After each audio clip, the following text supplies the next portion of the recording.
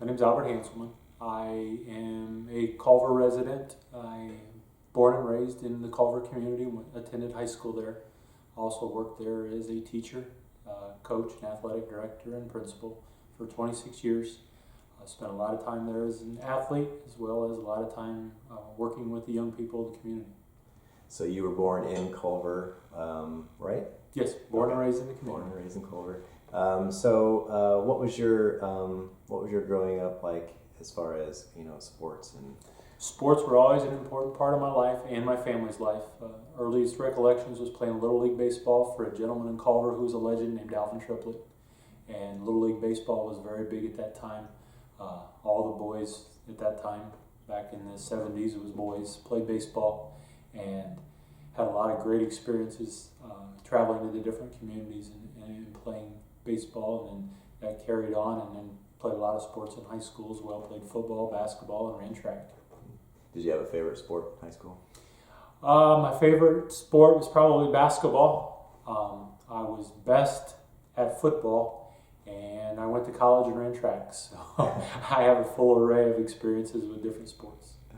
So what position did you play football? I was a linebacker and an offensive lineman in football. Okay. Do you have any memorable games from your high school career that kind of, when you look back, like what really just stands out? Probably one of the most memorable games was in the Bi-County tournament when I was a senior. We were playing Oregon Davis in the semifinal of the Bi-County, and it was a one-class tournament then. Oregon Davis was state-ranked and undefeated, and it was late in the game, and my best friend and a fellow player, Kyle Elliott, was fouled with 2 seconds left to go in the game, and the game was tied and came out of a timeout, and two of the Oregon Davis players walked into the lane and stood right in front of him with their hands up while he was shooting a free throw. And the idea was that the coach was hoping that Kyle would give up the ball, and it would be a violation on them for entering the lane and a violation on him for refusing to shoot the free throw, and they would call jump ball. And back in the 80s, when you had a jump ball, you literally jumped it up. It was an alternating possession, and the game would go into overtime. Well, Kyle went ahead and shot the free throw, and he made it, and we beat Oregon Davis and by 1 in that game. Wow! So they were ranked in the state that year? Yes, they were. Wow! So any memorable football games or anything that you can remember? Probably the most memorable game is my sophomore year playing against Winamac. It was a homecoming game, and they were a highly regarded team, and we beat them in a pretty close game. And so you said you went on to run track in college. Where did you go to college? I did. Went to track at St. Joseph's College. Went there and ran 400 meters as well as through shot put, and enjoyed that experience as being a college athlete and having a lot of fun and doing those things. Did you have any coaches along the way that kind of really inspired the sports? Well, I think every coach you have along the way inspires you in one way or another. A couple of them that stood out was Doc Heath was my football coach at Culver Community, and he instilled a lot of things in me for work ethic and following through with things. And obviously, you have to have a great commitment to complete football season. The other coach who had a big influence on me for his basketball was Ron Stevens. I've known Ron for a lot of years. We're friends now, and Ron could get the most out of people. He knew how to motivate people, and he is a great character. And he's retired now and lives in Rochester. Could tell a joke with anybody and tell a story with anybody, but he was also a great motivator on the court, and got some great experiences with him as a basketball coach. Okay. Now, what was his approach to discipline for the athletes? Discipline back then, I guess, was a lot different than it was today. Your discipline really came from home, and your parents, I think, instilled that. And not that it doesn't for a lot of athletes today. There's a lot of self-discipline, but frankly, Ron let the players take care of that, the leaders of the team, and it was their responsibility in a lot of ways. And the leaders of the team took care of that.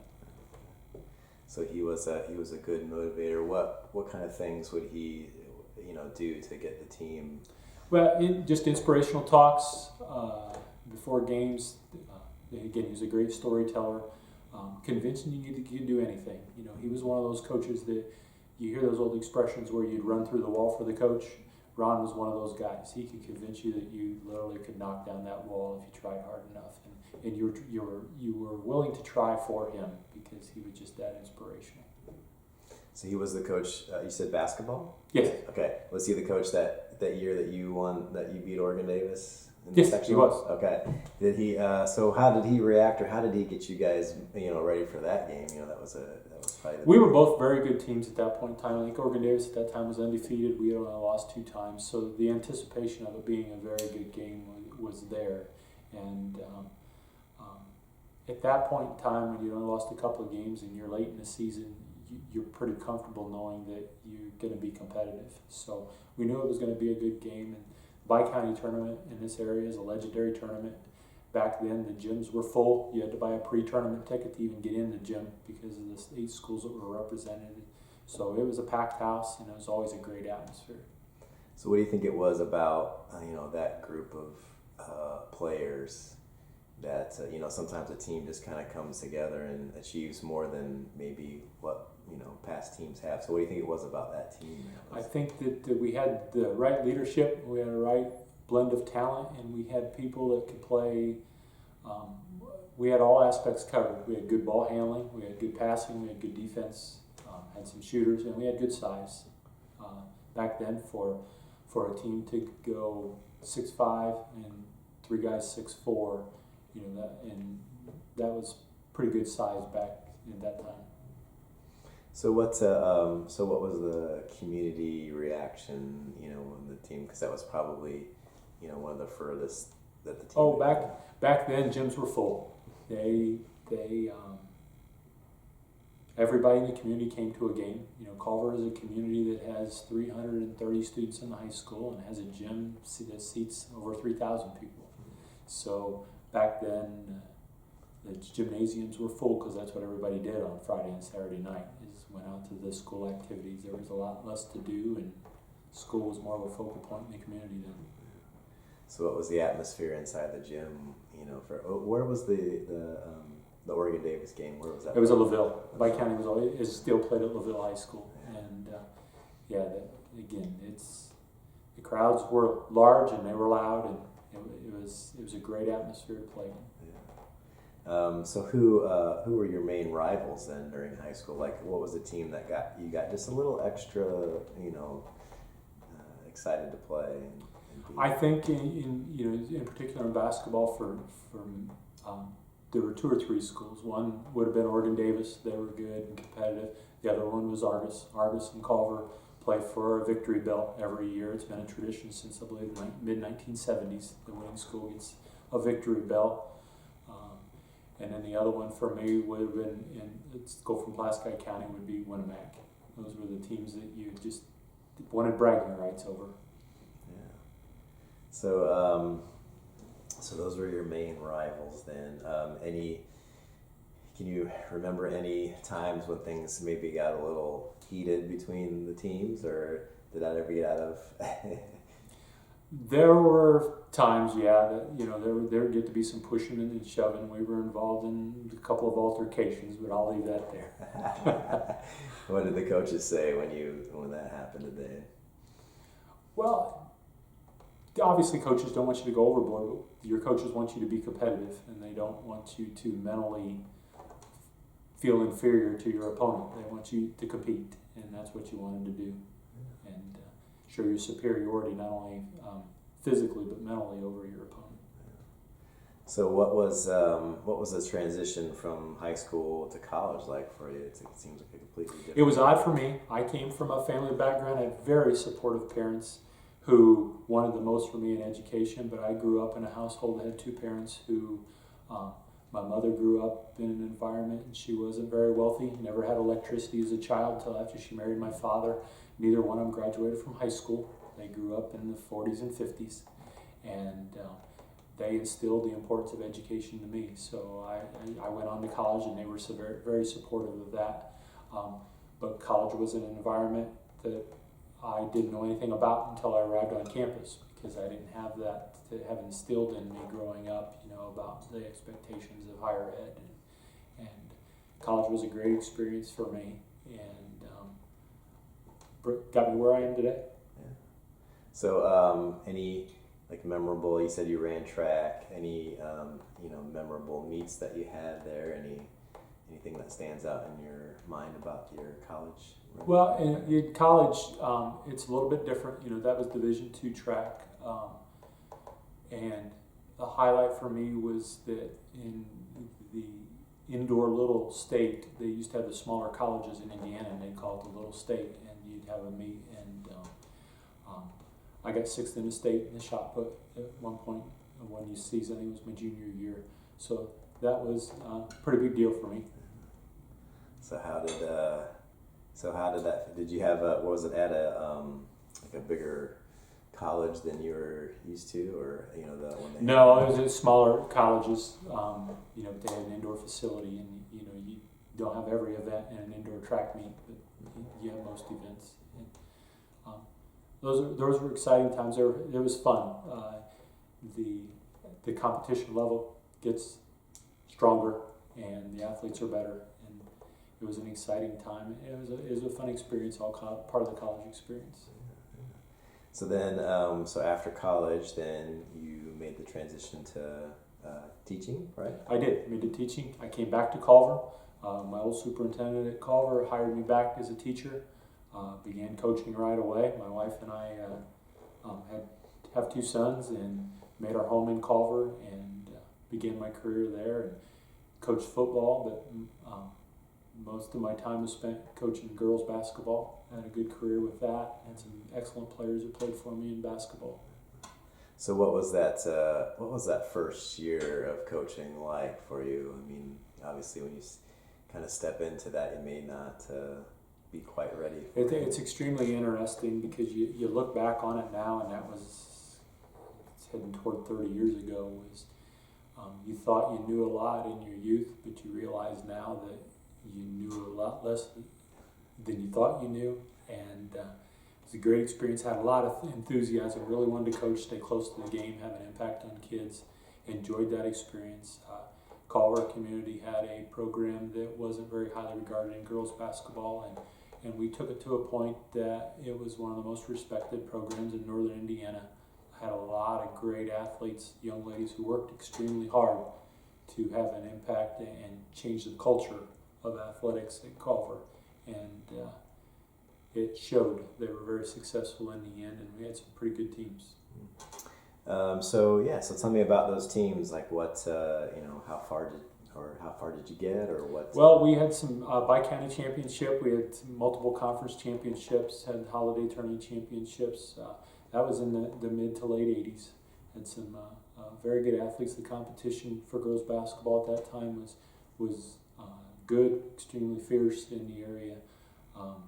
Best team that I had 18 wins one season, and very proud of those kids. There were some very good athletes in particular on those teams. Tammy Peters played for me. She was a 1,000-point scorer. Amy Stevens played for me. Her sister Darcy Stevens played. Three in particular kids that just really stood out, that really loved basketball, were really good athletes. And interesting thing was I played for the Stevens girls. I played for their dad in high school. He was my basketball coach, and I got to coach his kids. So that was a thrill for me. So did you, in your time coaching, did you notice, a change in the student athletes? Did they, change in any way as far as their approach to the game or anything like that? Or? No, not for me. As I watch athletics today, I'm getting older and more philosophical, but the bottom line to me is I don't think kids have changed. I think adults have changed. I think society's changed and what they expect of young people. And I'm one of those people, again, not to get too philosophical, but I believe people generally give you what you expect of them. And if you have high expectations of people, whether it's in sports or anything else, people generally will give that to you. If you have low expectations of people, that's generally what you're going to get. And I had some kids who were competitive and wanted to do their best, and not only were they good athletes, but they were good students. And when you have that combination, you're going to be successful, no matter if it's in athletics or anything else that you do. So tell me about a game during your coaching in girls basketball that kind of stands out to you, and Oh, there are a number of them, but I would say that one of them stood out that we played Bremen in the Bi-County final, and it was the Bi-County game again. And several of my players were seniors, ended up in foul trouble in the first half, but we held on, got through half with some of the younger kids, and we ended up beating Bremen in the Bi-County final, who had a very good team and some very good players with Jenny Reed and Heather Braniff were a couple of real good players from Bremen during that era, and we held on and beat them in that final. Great experience for our kids that validated some of the hard work that they had put in, and again some quality teams. That same year we beat a team from Knox who had only lost about I think 3 games that year as well. They got second in a conference. We won the Northern State Conference that year, and Tammy Peters hit a 3-pointer at the buzzer to beat them 65-62, and there were 22 ties or lead changes in the second half alone. The game was just back and forth there, so it was whoever had the ball last was going to probably win the game, and we held the ball for the last minute, 15 seconds, called timeout, set something up, and Tammy took that last shot, and she hit it, and we won that game. Well, that'd be pretty exciting. Yeah. So what did you, so like an example of the Bi-County championship game there, how do you prepare the kids for something like that, and then what would you say at like halftime to kind of, keep them, Well, halftime I think was just about adjustments if the team was doing anything you didn't expect, but you work all week long to prepare for your opponent, and you make some in-game adjustments. The bottom line is that when you had a team, and I had a team that year that had a lot of seniors on it and they're experienced, and 3 of those kids had been playing varsity for me since they were freshmen. At that point in time, they know what to do. It's not a matter of making a lot of adjustments. And they were very smart kids, like I said, in the classroom and the basketball court. So you make a couple tweaks and you just do it a few more times better than the opponent does. So you said you also coached football, right? I did. Yeah. So tell me a little bit about that. Like what? When I first started coaching at Culver was struggling in the football program with numbers, and also the competition that we played in the Northern State Conference was extremely difficult. One of the wisest moves I made, because I was athletic director and football coach, was that I fired myself as a head football coach, hired a real good staff, and over the years I had a program put together started with Neil Wagner. Culver won 3 sectionals in a row in the late 90s, early 2000s with some great players, some kids who played college football, led by some All-State players and some Indiana All-Stars, Mike Zahner leading the way. And then later on in the 2000s, hired Andy Thomas. My son Lucas played for him as a quarterback. All-State players like Jeremiah Harvey, who also won the wrestling state championship, and Matt Herford, who won the wrestling state championship, were great athletes, had a lot of success, won some sectional titles. And so I think I had more of an impact as an administrator than I did as a coach on the football program. I also, my philosophy of leadership is that in some cases like that, you hire good people and you get out of their way and you let them do their job. And we had some good people who worked extremely hard with our athletes, and very proud of that. So how did you know it was time to step down as the football coach? What was that? Well, when I was in my teaching career, I think it was my 3rd or 4th year, and the only athletic director Culver Community ever had was John Nelson, and he retired. My superintendent, Mr. Mills, called me in and offered me a position. He offered me a job of being the corporation's athletic director, teaching 3 periods of English, being the head football coach, and being the head girls basketball coach. And my wife and I had 2 boys that were both in preschool. That was obviously a schedule that no human was going to keep up for a long time. And my aspirations were to move into school administration. I continued to coach basketball for a while, but then I went out and hired a good football staff led by Chris Bell at the time. And that was one of the first administrative moves I made, and worked hard at all those jobs as well as family life. And it was a really busy time for me and my wife for a long time, and enjoyed those experiences and getting to know the kids And I really love watching sports. I like watching kids perform. I see that as a test of all their preparation for the week, and then Friday night is the test night, and they get to go out and show what they've learned. And it's, for me, it's not about winning and losing. It's about competition, because life's a competition, and I love watching kids compete. It tells you a lot about people when they're willing to compete, not only when things are going well for them, but in every athletic event, just like in life, there's adversity. And when there's adversity, you learn a lot more about people than when things are going well. And athletics reveals that. So do you feel like that most of the time the kids step up and to that challenge? Oh, absolutely. As I said earlier, it's a matter of people meeting expectations. If you put expectations on people, I think they generally meet them, and they try to. And if you put high expectations on people, they'll meet them. Mm-hmm. So your role as administrator, how did you like that compared with so you stepped down as eventually as the girls basketball coach as well too. So I moved from athletic director into the principalship position. I was principal at Culver High School for 14 years. Loved that job. The thing about those jobs is that it's more of a management role, and you get to know the students a lot better in other capacities, athletic director and coach and teacher. You're around more students directly, or the same students. When you move into an administrative role, you have more of an impact on more students. You just don't necessarily get to know them as well as you do when you're around them on a daily basis as a coach or a teacher. So do you miss coaching? I do. I miss the relationships more than anything. I got out of coaching for a couple of reasons, and one was I started to begin to realize for me that practices were becoming tedious. I love the games. I love the strategy. I love that competition and the excitement and all that in the game atmosphere. But practices were getting tiresome for me, and I really loved that. And then the other thing is I had a parent who tried to encourage me to stay into coaching when it was time for me to quit, and I had 2 young sons, and I explained to her that I was spending more time with her children than I was my own children, and I just wasn't going to be an absent father. And so I got out of coaching for the right reasons, but I miss the relationships that you have with people. You really, if a kid's going out there every day and working as hard as they can, you develop a close relationship with those kids. So you've got, do you have some notes there? Anything you want to talk about?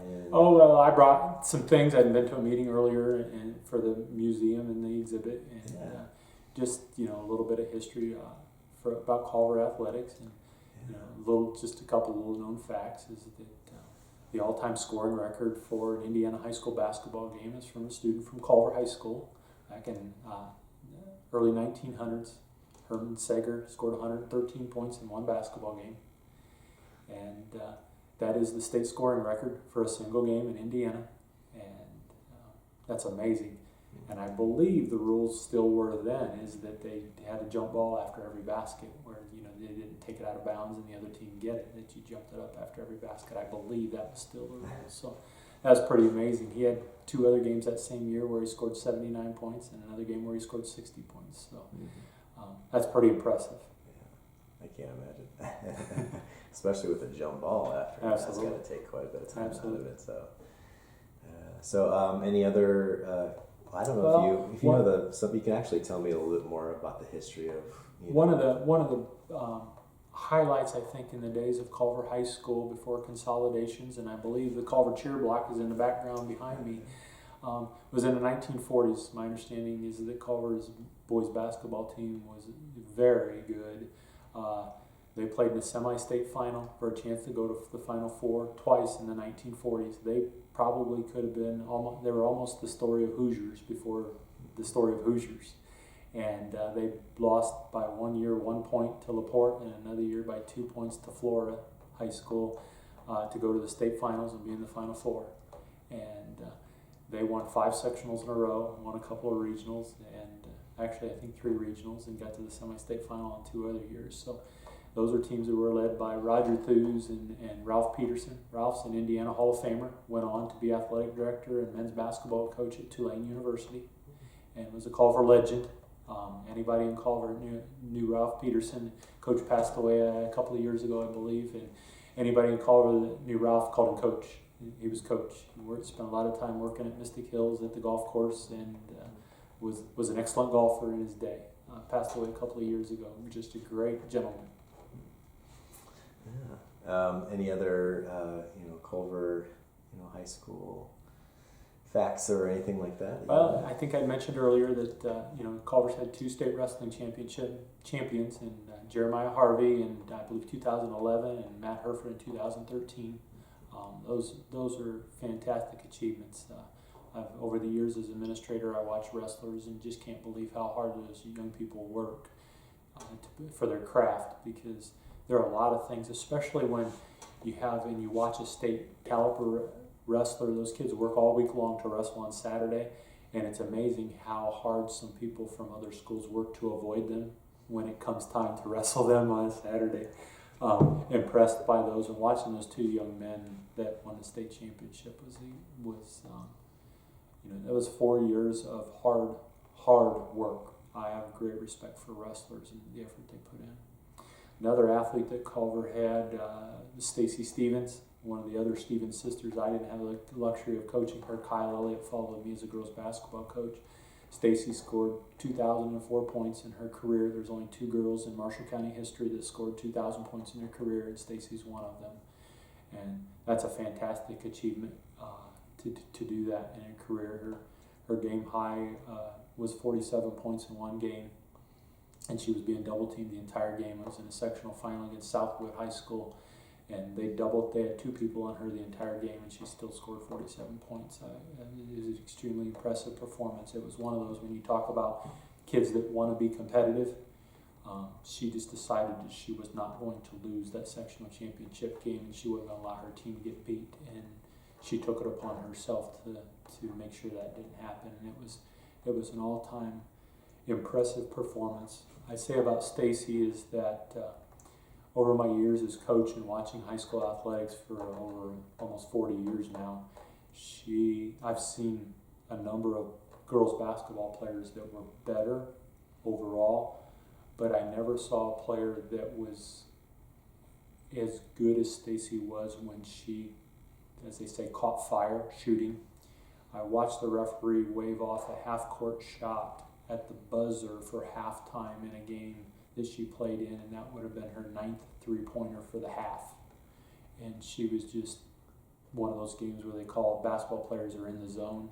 Stacy was in the zone that game, and again, they waved off her 9th make at the buzzer for her on three-pointers for the half. So just an impressive athlete, an impressive scorer, and she was also one of those kids that cared deeply about her teammates, and to watch her was impressive. And even though she could score that many points, her teammates loved her and always were supportive of her. That's pretty great. And then Darcy was also a great player. Darcy played for me. Darcy was a very good player. She was a point guard for me when I had those real good teams. I said Darcy was a freshman when her sister Amy was a senior. Darcy was a 1,000-point scorer at Culver. She was the first 1,000-point scorer in Culver history, and Stacy doubled it. So if that tells you, Darcy was just a great all-around player. Her senior year was she was hurt playing soccer her senior year and tore her ACL.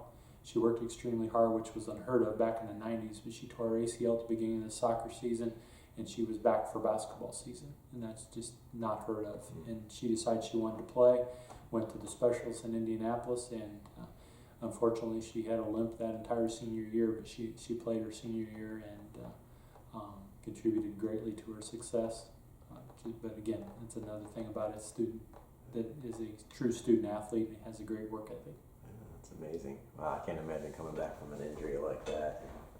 And that short a time. Yeah. And nowadays they have, more extensive surgeries and things like that. But that's I went down to see her after her surgery. I went down to talk to her parents, and she was still in recovery, and they had her leg in a machine. It was in the 90s, but they had her leg in a machine, and they were already moving it. Before she even woke up, they had it moving and making different movements in her knee. And she had told the surgeons that she was going to play basketball that year, and the surgeons said, we'll do everything that we can to make that happen, and they did. So what do you think it is about sports that makes people want to do something like that, to recover that fast or to work that hard to, what do you think it is about? Well, I think everyone, a lot of it's instilled in family, but everyone has a desire to compete, and it may not be in sports, but we all have that, and it's innate and it's ingrained in us. And for some people, it's more than other. And some people thrive on competition, and they like that. It gets their juices flowing, as they say. And I always said that I would go back into coaching in a minute if I knew every game was to start with a tie score, put 2 minutes left to go on the clock, give me the whiteboard with a marker, and start with a timeout. And I would love that. That was my favorite time in a basketball game. It was a close game, 2 minutes left to go on the clock. I loved it. And that was just exciting. You love to impose your will and watch your kids thrive in a situation, again, after they've put in so much hard work all week in the off season. When those kids get to be juniors and seniors, that's a culmination in some places of years and years of work, and they want to see what they can do. And so how do you think high school sports kind of brings the community together, maybe from when you started to when you finished with coaching and I don't, in small schools, I don't think it's changed much, other than the fact that people support teams that are successful now, where some communities, when teams struggle, the kids don't get the support, and that's when kids really need it the most, is when they're struggling from a team aspect. But sports brings a community together like nothing else, and that's not why we're there for education. That's part of the process. But the bottom line is, and I said this my entire time as a principal, the school year goes better, the kids behave better, the teachers enjoy school better, and the community is much more involved when you have a good athletic program. And the community shows up on Friday night, and it's a place to bring the community together. And high school sports, there's nothing else like it, and a community can really grow because of that. What do you think sports has meant for your life? How has it shaped your life, and how has coaching and playing, how has it impacted your life? Sports for me it's competition, and it's instilled in me improve my work ethic and understanding it's the culmination of a job well done. If you work hard, you get a positive result. And I think life is a competition, and sports helps reveal that. It reveals character in people. We see that all the time. In particular, we see it in professional athletes today, and we always get emphasized in the news about the negative of professional athletes. But sports not only helps build character, but it reveals it. And you watch some of these athletes, in particular on TV, when things don't go their way, how they react to it. Some handle it extremely well, and others don't. You don't see that so often in high school athletes. They handle those things much better because of the work ethic that's instilled in them, and the care that they have from their parents, their school, their expectations of their school administrators and their coach. But any fellow coaches during your career that stand out for you, as far as people who you always prepared a little extra because you knew that they were going to come up with something? Oh, probably one of those coaches, because they were the standard when I first started coaching girls basketball, was Jim Sweeney. He was the head girls coach at Winnemac. They had the program that you aspired to be like, and when you'd beat them, you'd arrived. And when we beat them with some of my good teams, that was when we knew that we were the program to, I don't want to say to beat, but that was important for us to set this. They set the standard. another very successful coach that he and I were friends the entire time we kind of came in together, and he stayed coaching after I did, was Mark Heater at Triton. Mark was a very successful girls basketball coach at Triton. Did an outstanding job with the girls basketball program there, and I think won 2 state championships with his teams.